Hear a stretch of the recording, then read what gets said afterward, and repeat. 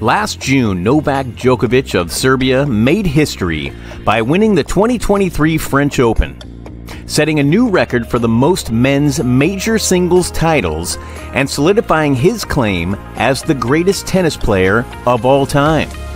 However, the media and tennis fans responded to his achievement with muted applause, which is not surprising given Djokovic's lack of popularity in the Western world. His journey to this point has been marked by various controversies, both on and off the court, making even seasoned PR professionals cringe. Djokovic's rise began with promise at the 2007 US Open, where the 20-year-old Serb reached his first major final, ultimately losing to Roger Federer of Switzerland, who was already a tennis legend at age 26. At the time, nobody anticipated that Djokovic would become so intertwined with Federer and Nadal of Spain. Instead, he captivated the New York crowds with his charisma, entertaining them with post-match impersonations of other players and sharing his upbringing in war-torn Balkans during the 1990s, which resonated with Western media. However, Djokovic's fortunes quickly took a downturn. His opponents grew tired of his humorous impersonations, and the cheerful demeanor he displayed at Flushing Meadows was replaced by a relentless pursuit of perfection, both for himself and those around him, often leading to on-court outbursts of anger.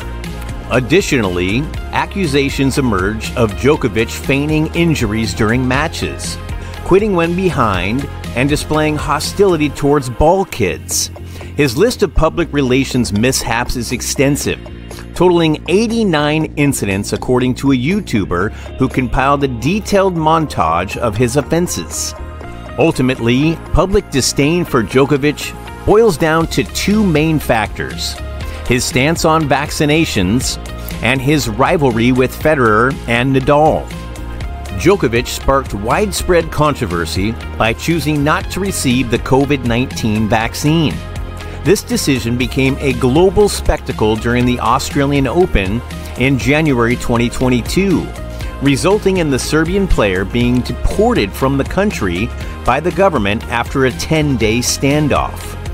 His refusal to get vaccinated not only damaged his public image, but also posed obstacles to his ambition of becoming the greatest tennis player of all time.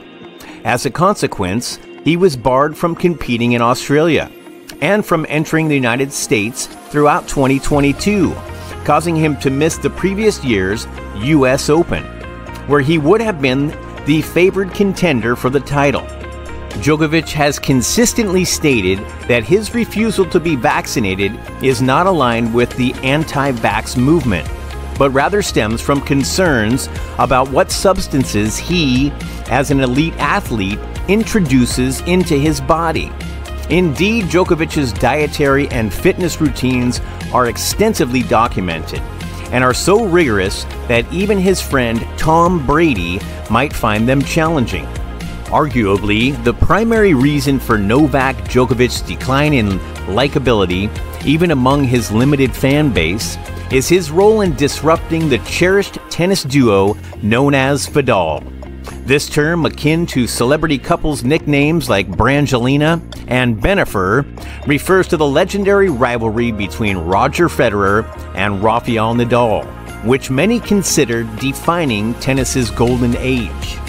This era is typically traced to Federer's first Wimbledon victory in 2003 until Nadal's anticipated retirement, most likely by the end of 2024.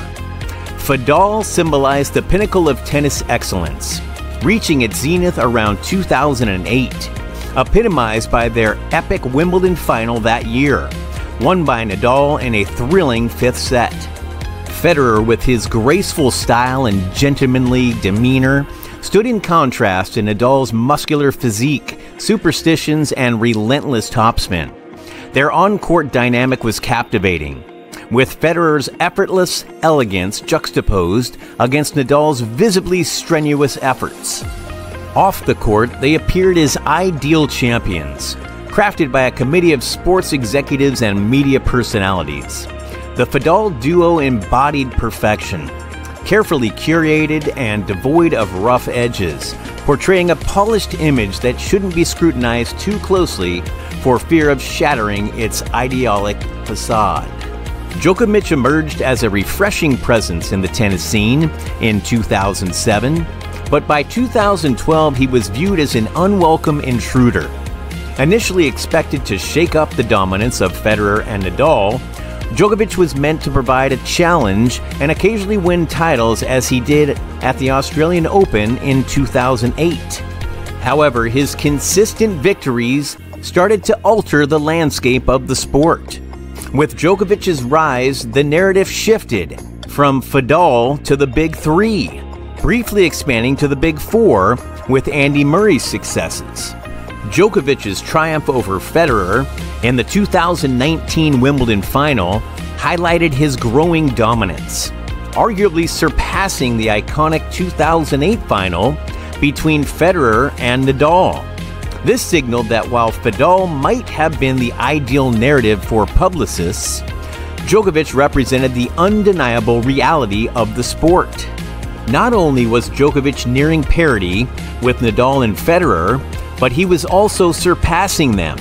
His remarkable 2021 season is one of the greatest in tennis history, falling just short of achieving the calendar year Grand Slam, a feat accomplished only by two other men, with Rod Laver achieving it twice. This unparalleled achievement, beyond the reach of Federer and Nadal, solidified Djokovic's claim as not only a contender for the title of the greatest of all time, but potentially on the path to achieving it. Djokovic stands out among contemporary athletes as public relations strategies or branding campaigns do not shape him. In stark contrast to the Fadal image, he is characterized by his authenticity. Regarded as a dedicated father, husband, and devout follower of the Serbian Orthodox Christian faith, Djokovic embodies values that extend beyond the tennis court. His prowess in the sport is unparalleled, showcasing technical excellence in his footwork, ground strokes, posture, and anticipation. Moreover, his mental fortitude is exceptional. He possesses a keen understanding of his game plan at all times and thrives under pressure, demonstrating a unique enjoyment of challenging situations. Djokovic is a rare talent, but his career coincided with two other exceptional players, both raised in Western Europe and groomed for success from an early age. In contrast, Djokovic hails from Eastern Europe and grew up during a tumultuous period of war.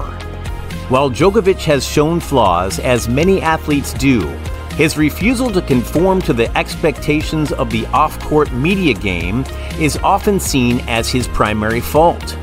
His commitment to staying true to himself sometimes overshadows his remarkable achievements on the court.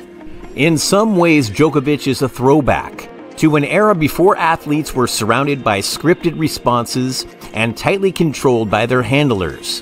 While you may not agree with his stance on vaccination, in a sports world consumed by discussions of records and the greatest of all-time debates, his willingness to prioritize his beliefs over professional success and athletic legacy is undeniably admirable. His role in co-founding the Professional Tennis Players Association, along with Canadian pro Vasek Popisil, demonstrates a broader worldview focused on giving players a greater voice in decision-making and improving prize money distribution for lower-ranked players. Djokovic's life has been under public scrutiny for nearly 2 decades, yet he maintains a straightforward honesty in his actions and words. Unlike many athletes who hide behind layers of public relations management, Djokovic represents himself openly to the public, leaving no room for concealment. This authenticity makes him someone worth supporting, as he stands entirely exposed without any facade.